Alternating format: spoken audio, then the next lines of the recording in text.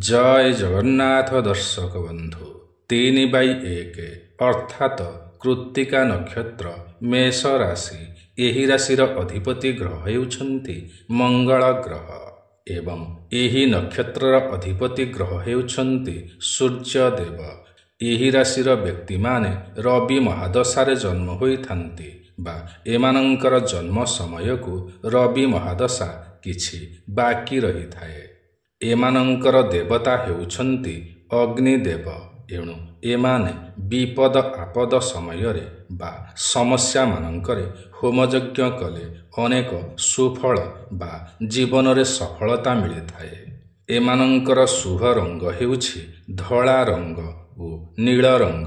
एमानंक पई शुभ दिग हेउछि उत्तर दिग एवं शुभ वृक्ष हेउछि बरगछ। एमाने राक्षस गण अटन्ति। एमाने श्रृंगार प्रिय बा कामाभिलाषी अटन्ति। एमानंकर एक भार्या किंबा 3 भार्या होइथन्ति। द्वितीय भार्या विनाश जाइथाए। जीवनर प्रथम सोपान दुःखदायक होइथाए ओ द्वितीय सोपान सुखदायक होइथाए बा 30 रु 35 वर्ष पर सुख मिलिथाए। एमाने सत्यवंत अटन्ति। एमानंकर वस्त्र ओ आभूषण रे आदर रही थाए। एमाने प्रतिज्ञाकारी होइथन्ति। एमाने श्रीमंत होइथन्ति। एमाने श्यामल वर्णर होइथन्ति।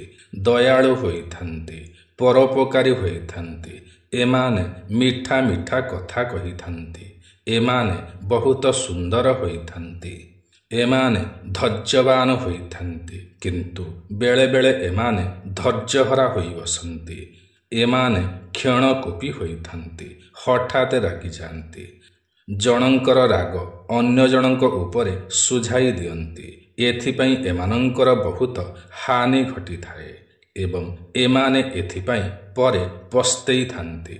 एमाने पछ बुधिया होइथन्ति अर्थात गोटिए कार्य करि सारिबा परे कुहन्ति एपरि होइथिले भल होइथान्ता सेपरि होइथिले भल होइथान्ता।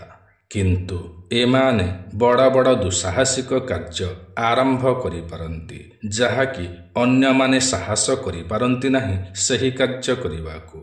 एमाने शत्रु दमनकारी होइथान्ति। एमानंकर पेट रोग समस्या रही थाए। एमाने वाणिज्य व्यवसाय कले बहुत उन्नति करि पारन्ति। कृषि कार्य मध्य लाभ पाइथान्ति। एमाने सरकारी चाकरी मध्य करिथान्ति।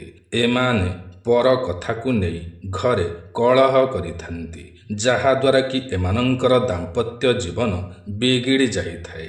एमाने अन्यर भरोसारे चलिबाकू पसंद करन्ति नाही। एमाने स्वाभिमानी होइथान्ति। जीवनर समस्त कार्य निज हिसाब रे ही करिथान्ति। अन्याय को एमाने सही पारन्ति नाही। एमाने अन्यायर दृढ़ प्रतिवाद करिथान्ति।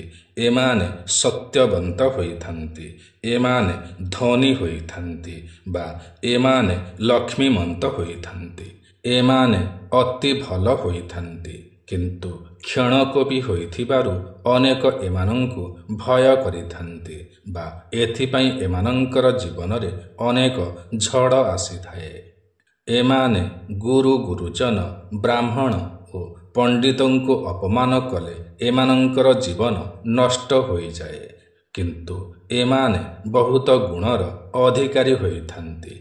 एमाने निजर बल ओ बुद्धि द्वारा आगकू बढ़िथान्ति एवं सफल होइथान्ति।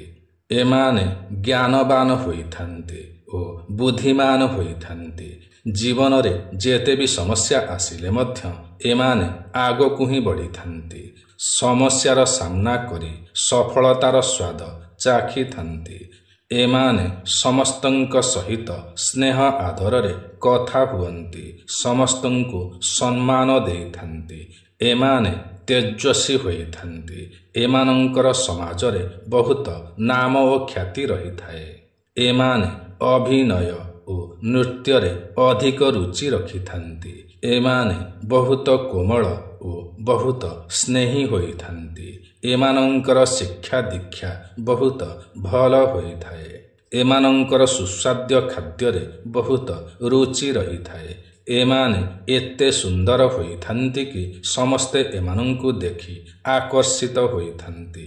ଏମାନେ ବହୁତ ସୁନ୍ଦର ଓ ଆକର୍ଷଣୀୟ ହୋଇଥାନ୍ତି। ଏମାନେ ଦେଶ ଅପେକ୍ଷା ବିଦେଶରେ ବହୁତ ଉନ୍ନତି କରିପାରନ୍ତି।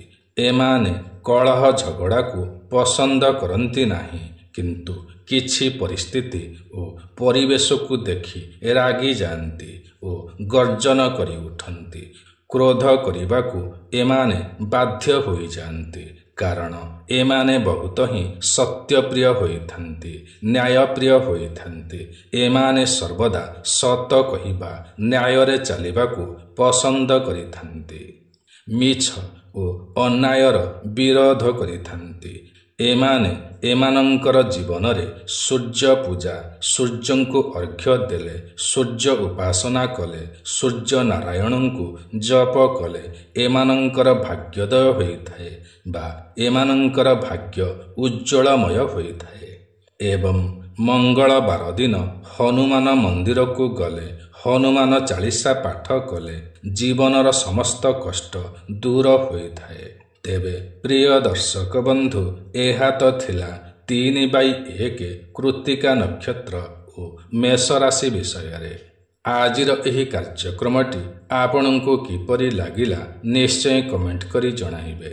ଯଦି ଆଜିର ଏହି କାର୍ଯ୍ୟକ୍ରମଟି ଆପଣଙ୍କୁ ପସନ୍ଦ ଆସିଥାଏ ତେବେ ଗୋଟିଏ ଲାଇକ୍ ନିଶ୍ଚୟ କରିବେ।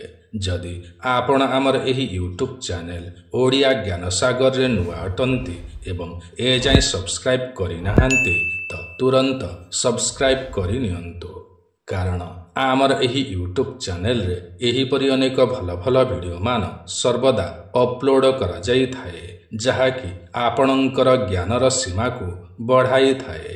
ତେବେ ଆଜି ପାଇଁ ଏତିକି। ପୁଣି ଦେଖା ହେବ ଆସନ୍ତା ନୂଆ ଏକ କାର୍ଯ୍ୟକ୍ରମରେ। ସେ ପର୍ଯ୍ୟନ୍ତ ଆମକୁ ବିଦାୟ ଦିଅନ୍ତୁ। ଜୟ ଜଗନ୍ନାଥ ଦର୍ଶକ ବନ୍ଧୁ।